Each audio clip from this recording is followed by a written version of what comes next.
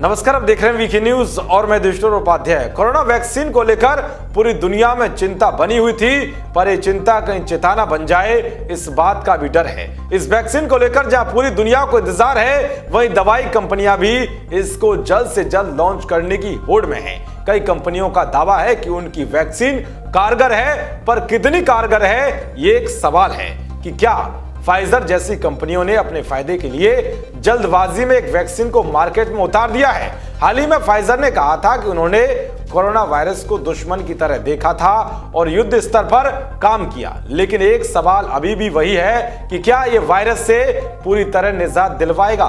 क्योंकि हमारे यहाँ एक कहावत है कि जल्दबाजी का काम शैतान का होता है। तो क्या ये कंपनी सिर्फ अपने फायदे के लिए लोगों की जिंदगियों से खिलवाड़ कर रही है? ये सवाल इसलिए क्योंकि इस पूरे विश्व में वैक्सीनेशन को लेकर तैयारियां चल रही हैं। कुछ दवाई कंपनियों ने अपनी वैक्सीन को मार्केट में उतार भी दिया है। और इस बीच ब्राजील के राष्ट्रपति ने एक बड़ा बयान दिया है। ब्राजील के राष्ट्रपति बोल्सोनारो ने कोरोना वायरस की वैक्सीन को लेकर बड़ा सवाल खड़ा कर दिया है। उन्होंने ये तक कह दिया कि फाइजर और बायोएनटेक की बनाई वैक्सीन लोगों को मगरमच्छ बना सकती है या इसके प्रभाव से महिलाओं की दाढ़ी तक आ सकती है। ये बात उन्होंने इसलिए कही है क्योंकि अभी तक किसी भी कंपनी ने वैक्सीन को लेकर होने वाले साइड इफेक्ट्स की चर्चा नहीं की है।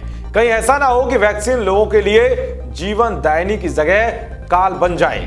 बोल्सोनारो ने गुरुवार को कहा है कि फाइजर के कॉन्ट्रैक्ट में साफ साफ लिखा है कि किसी भी साइड इफेक्ट के लिए वे जिम्मेदार नहीं होंगे। ये बड़ी बात है कि साथ ही बोल्सोनारो ने कहा है कि वैक्सीन से अगर आप मगरमच्छ बन जाते हैं तो यह आपकी समस्या है। वैक्सीन बनाने वाली कंपनियों को लेकर बोल्सोनारो ने कहा है कि अगर आप सुपर ह्यूमन बन जाएं, अगर एक महिला को दाढ़ी आने लगे या फिर किसी पुरुष की आवाज औरतों जैसी हो जाए तो उनका इससे कोई लेना देना नहीं होगा। उन्होंने कहा है कि वैक्सीन एक बार ब्राजील की रेगुलेटरी एजेंसी एनवीसा से मंजूरी मिलने पर यह सबके लिए उपलब्ध होगी, लेकिन मैं ये टीका नहीं लगवाऊंगा। कोरोना वायरस को लेकर बोल्सोनारो शुरू से ही इतने सीरियस नजर नहीं आए। उन्होंने पिछले साल ही इस वायरस को मामूली फ्लू बताया था। हालांकि उनके देश में वैक्सीनेशन को लेकर शुरुआत हो चुकी है, इसके बावजूद उन्होंने कहा है कि वो कोरोना वायरस का टीका नहीं लगवाएंगे। एक देश के राष्ट्रपति द्वारा कही गई ये बात अब चर्चा का विषय बन चुकी है। ये बात वैक्सीन को लेकर कई शंका पैदा करती है, साथ ही वैक्सीन की विश्वसनीयता पर भी सवाल उठाती है। देश और दुनिया की तमाम खबरों को पाने के लिए देखते रहिए वीके न्यूज। नमस्कार।